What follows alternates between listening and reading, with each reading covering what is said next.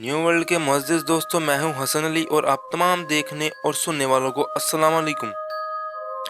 नाज़रीन ग्रामी, इस बात में कोई शक नहीं कि मौजूदा दौर में इंसान की साइंसी तरक्की की बदौलत कहकशानी निज़ाम से रोशनास हो चुका है। समुंदर की तह और पहाड़ों की चोटियों पर कामयाबी के झंडे गाड़ रहा है और ज़मीन के पतन से सितारों से आगे की कायनात के मंसूबे बना रहा है। यूँ तो इंसान ने कायनात के हक़ाइक़ खोल कर रख दिए हैं, लेकिन हमारे इर्द गिर्द बहुत से ऐसे राज पोशीदा हैं जिनसे आज तक पर्दा नहीं उठाया जा सका।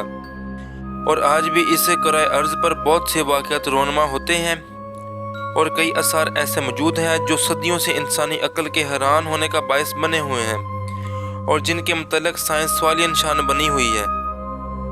इनमें एहराम मिस्र भी शामिल है, जो सदियों से आम इंसान से लेकर दुनिया के बड़े बड़े साइंसदानों के लिए पुरअसरार से बड़ा मुहिम्मा बन चुके हैं। आज की इस वीडियो में हम ये जानते हैं कि कोशिश करेंगे कि ये अहराम कितने पुराने हैं और क्या वाकई ये जिन्नात ने तमीर किए थे। हाँ, इनको किसी टेक्नोलॉजी की मदद से बनाया गया। और मज़ीद ये भी जानने की कोशिश करेंगे जब साइंसदानों ने इनके अंदर झांकने की कोशिश की तो उनके साथ क्या हुआ।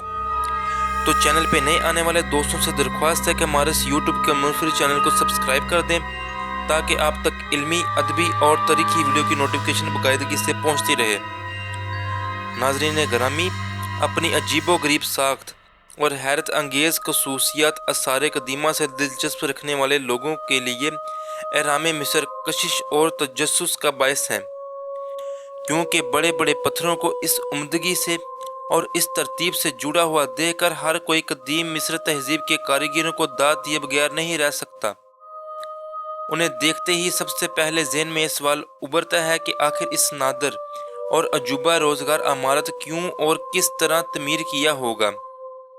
और इस जवाब को जानने के लिए सदियों से रिसर्च शुरू है और इसके नतीजे में मज़ीद साइंसदान, फ़लसफ़ियों और कियालॉजिस्ट और मावराई अलूम के माहिरीन ने एहराम मिस्र की तमीर के मकासद के बारे में गुज़िश्ता 200 सालों से बहुत कुछ लिखा है, लेकिन आज भी एहराम के बारे में बहुत से सवालात जवाब तलब हैं।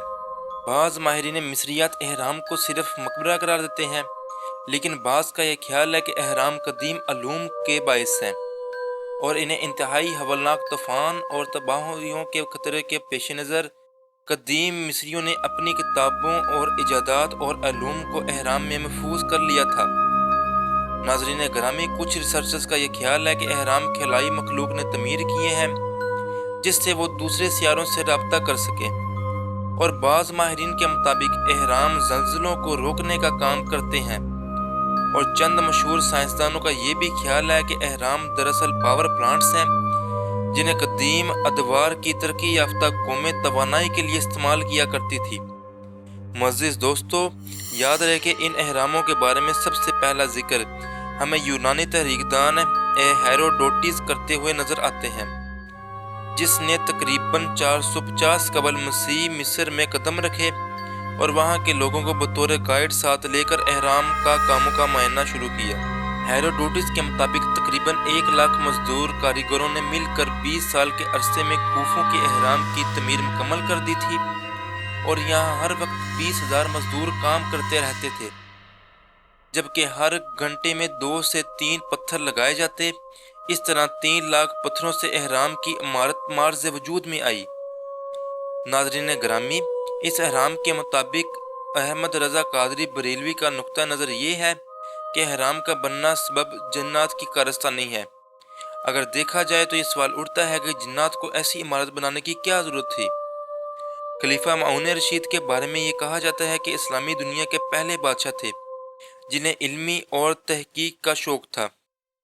इस वक्त मिस्र इस्लामी दुनिया के सामने सरनगू हो चुका था जब खलीफा को कुछ अजीबो गरीब इमारतों का पता चला और साथ में ये भी कि मिस्र के बादशाहों को अपने खजानों के साथ दफन कर दिया गया था।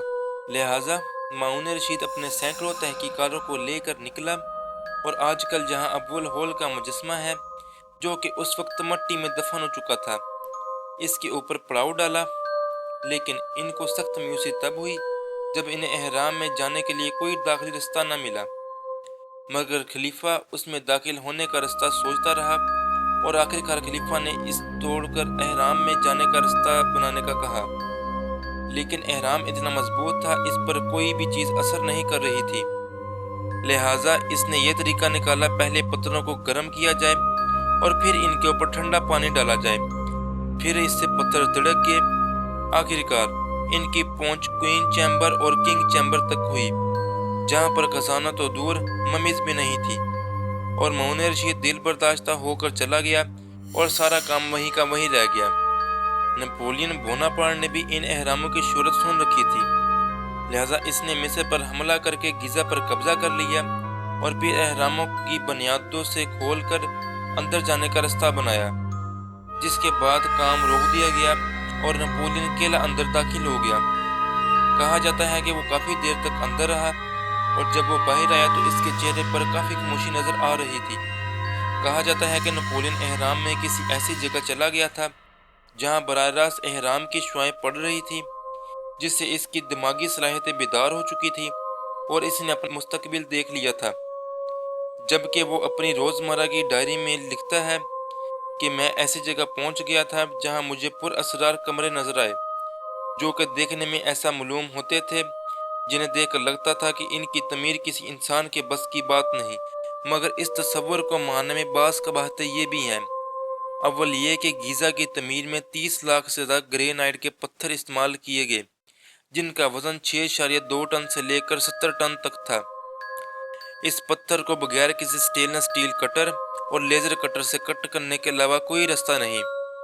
آخر میں دوستو، جاتے جاتے میں یہ بتا دوں کہ مصر کے تینوں اہراموں میں سے ایکس ریز نہیں گزر سکتی، اور جبکہ باقی تمام میں سے ایکس ریز گزر سکتی ہیں اور ان کے اندر کا کٹھا چٹا نکال کے رکھ دیتی ہیں۔